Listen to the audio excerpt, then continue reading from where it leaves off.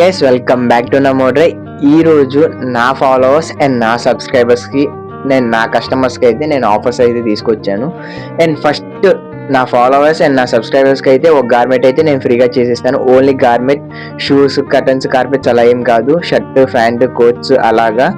And నా customers వచ్చేసరికి 500 above order అయిన వాళ్ళకి 20% అయితే డిస్కౌంట్ ఇస్తాను.